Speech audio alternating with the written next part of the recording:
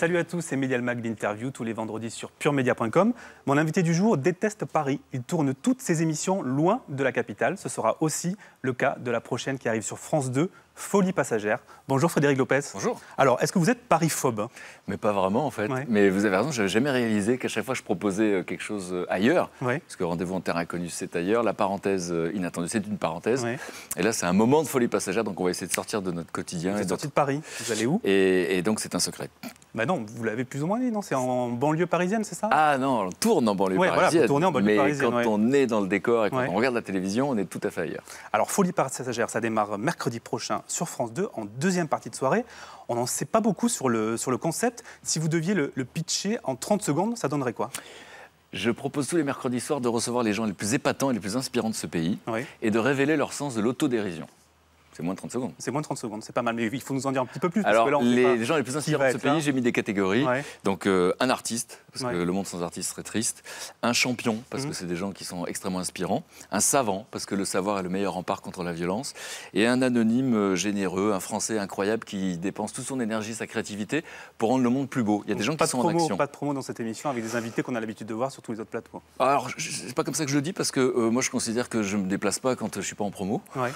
Donc, eux, s'ils ont une pièce dont ils veulent nous parler, très Ils bien. peuvent venir. Ils Est-ce que peuvent ça va ressembler à un petit late show à l'américaine? On a un petit peu cette impression quand on voit les premières images, quand on voit le descriptif qui est fait par France 2. C'est ça l'objectif? Je ne saurais pas vous dire, parce Ouais. qu'en fait, moi, je fonctionne pas comme ça. C'est-à-dire que je suis assez coupé de ce qui existe. Ouais. Et je suis dans mon délire, en fait. Vous Ouais. voyez, c'est dans ma bulle. Et j'essaie d'imaginer l'émission que je rêverais de regarder, en fait, ou que je rêverais de faire en ce moment dans ma vie. Donc, il y a beaucoup de légèreté et en même temps de la profondeur.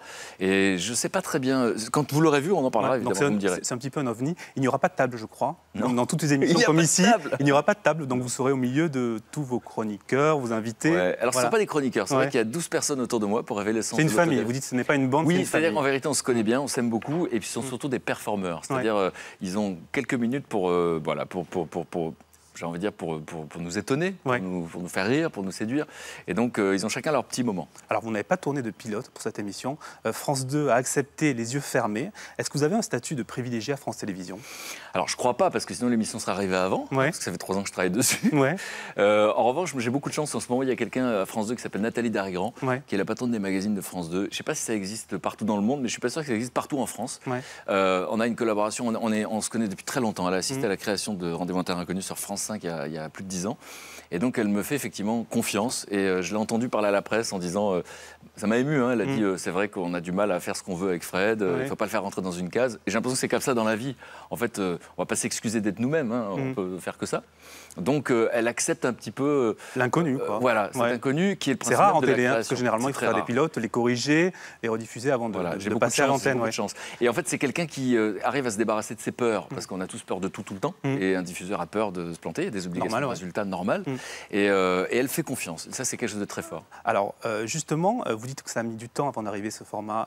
Pourquoi l'ancienne direction n'en voulait pas? Je crois savoir que vos relations avec l'ancienne direction, Thierry Tullier, étaient un peu compliquées. Vous croyez ça? Ouais, je crois savoir. Mais ouais. je vous en parlerai en cas de succès. Vous voyez ce que je veux dire? Ouais. En cas de succès, je vous raconterai les coulisses. Pour dire que les précédents avaient tort, c'est ça? Non, je vous raconterai parce que j'ai pas envie de gâcher ce moment où moi je suis tellement j'ai oublié le passé, c'est-à-dire je suis vraiment dans l'instant présent.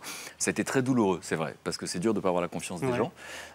Et donc du coup, ça a été compliqué. Donc c'est plus facile avec la nouvelle direction, donc avec Delphine Ernotte, la nouvelle patronne. Je l'ai pas rencontré. Vous l'avez pas rencontré Mais en encore. revanche, Vincent Mellet, le nouveau patron des programmes, m'a fait savoir aujourd'hui, parce que lui, il a vu l'émission, qu'il aimait beaucoup. Ouf. Et je suis super heureux qu'il le dise avant l'audience. D'accord. Parce que moi, j'ai eu des patrons qui se prononçaient après l'audience. Ouais. Et là, ils se prononcent avant. Alors Frédéric, on va justement regarder la bande-annonce de cette première émission. Un teaser.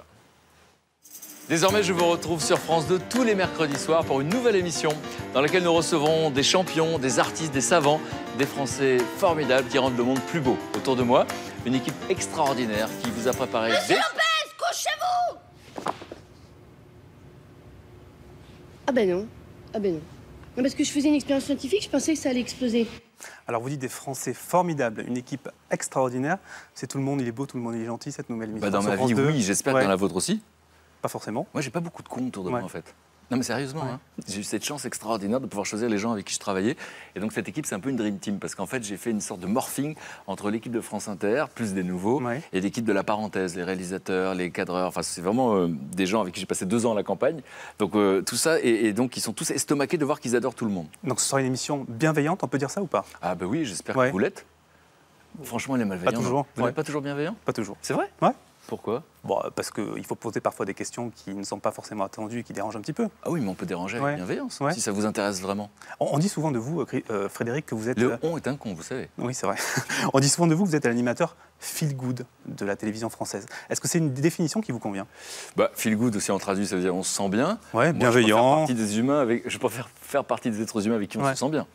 Vous n'avez pas envie d'être de ceux avec qui C'est moi qui pose les questions, Frédéric. Il y a trop d'émissions de bashing à la télévision. Je la regarde pas. On a l'impression que vous allez un petit peu à contre-courant de ça. Je la regarde pas assez pour savoir. C'est vrai que les mots à la mode, vous êtes d'accord, c'est bashing, clash, buzz, etc. Et ça ne vous intéresse pas, ça? Non, c'est parce que ça tourne un peu au ridicule. C'est comme si le téléspectateur, je pense que c'est prendre les gens pour des imbéciles. C'est comme si le téléspectateur n'était intéressé que par l'attention, la violence, le mauvais esprit, etc. Moi, quand j'avais 14... C'est un moteur d'audience aussi, on le sait. C'est un moteur d'audience aussi. Bien sûr, bien sûr. Moi, je me souviens quand j'étais au lycée, le prof de sport, il mettait toujours la même note, 14. Bon, j'étais vexé parce qu'il ne me mettait jamais. Et il marquait toujours bon esprit. Et j'étais vexé à 14 ans, j'ai dit, il n'a rien à dire. Donc déjà à 14 ans, vous étiez bon esprit. Mais il mettait bon esprit. Et puis j'ai découvert des années plus tard que c'est devenu quelque chose de très important pour moi. Les gens dont je m'entoure ont en général très bon esprit. Alors justement, je vous propose une interview feel good, Frédéric. Vous êtes obligé de trouver une qualité de ces personnalités que vous adorez. Patrick Cohen sur France Inter. C'est un grand professionnel. Ouais, bonne qualité. Alessandra Sublet, qui a quitté France 2 et qui du coup vous a laissé la place pour rejoindre TF1. Je l'ai croisé dans une séance photo et je l'ai remercié de me laisser la place. Ouais. Éric Zemmour, avec qui vous étiez, on se souvient, écharpé sur le plateau d'On n'est pas couché il y a quelques années. Qu'est-ce que je pourrais dire qui n'a pas été dit à son sujet?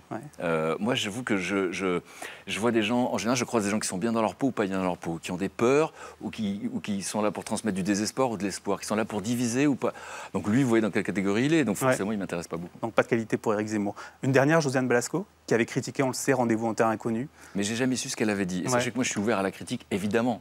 On ne peut pas plaire à tout le monde, d'autres l'ont dit avant moi, et donc je trouve ça pas naturel. Question qu'elle soit invitée un jour dans l'émission. Ah mais je ne raisonne pas comme ça.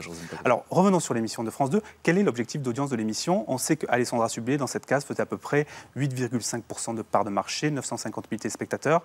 Si c'est en dessous, c'est un échec? Évidemment. Oui. Évidemment, c'est naturel. Mais moi, ça ne me choque pas. Vous savez, c'est comme si on avait un petit théâtre et qu'il fallait mettre une pièce de théâtre. Si elle ne marche pas, il faut en mettre une autre. Vous voyez ce que je veux dire? Et vous visez combien? Vous espérez combien? J'espère vous qu'on serez heureux. 10. 10% de part de marché, un peu plus d'1 million, et ce sera un succès? Après, il faut se laisser un petit peu le temps. J'espère qu'on va nous laisser 2-3 émissions. Vous voyez ce que je veux dire? C'est-à-dire qu'il y a les gens qui viendront au rendez-vous la première fois, mais ils ne sauront peut-être pas que le rendez-vous est fixé. Et puis j'espère que les gens auront envie de revenir. Vous avez signé pour plusieurs émissions? On a signé pour la saison. Pour la saison entière. Donc quoi qu'il arrive, l'émission restera... Ah non, quoi qu'il arrive, si ça marche pas, il y a une clause d'audience. Je trouve ça normal, autre émission phare que vous animez, Frédéric, c'est Rendez-vous en terre inconnue. Est-ce que Clovis Cornillac sera le prochain invité? Oui. Vous avez été grillé, je crois, dans un aéroport où il y a un fan qui a pris une photo et donc du coup, vous n'avez pas pu garder la... De toute façon, garder des secrets aujourd'hui, c'est super compliqué. Et vous allez aller à quel endroit? Et je vous le dirai au mois de mars dès que l'émission sort, c'est promis. Vous pouvez pas nous le dire? Dire maintenant. Non. D'accord. Parce que ça sera commenté, vous savez. En fait, ce sera commenté alors que c'est pas le sujet pour l'instant. Donc moi, c'est pour ça que j'arrête pas de dire on va faire des surprises. C'est commenter ce qui existe et non pas ce qui va exister. Sinon, ça s'appelle des a priori. Dernière question, pourquoi ce nom, Folie passagère? Ça me fait penser à Jusqu'ici tout va bien de Sophia Aram. Et ça s'est mal fini. Folie passagère, c'est un petit peu dangereux, non, comme nom? Alors, le mot dangereux, le mot peur, c'est des choses que j'ai éradiquées de mon cerveau, d'accord? Donc moi, j'avous que... Vous l'aimez pas du tout, le nom? Non, mais je trouve ça pas mal. Mais en effet, si l'émission s'arrête prématurément, on aura des titres tout trouvés avec Folie passagère. On a essayé 3000 titres et tous peuvent être détournés. Mais non, c'est vrai que c'est un petit moment de folie passagère. J'ai proposé à tous ceux qui étaient là de développer leur folie. Ils ont tous un petit grain et j'aime beaucoup. Merci beaucoup, Frédéric, d'avoir participé à cette interview. On se quitte comme toutes les semaines avec un vieux générique d'émission à retrouver sur puremedia.com. Vous n'avez pas le droit de participer, Frédéric. Thomas Hugues recevra dimanche dans Medial Mag à 12h35 sur France 5. Claude Sérillon, bon week-end à tous. Et on ne se lève pas parce qu'on est dans le cadre.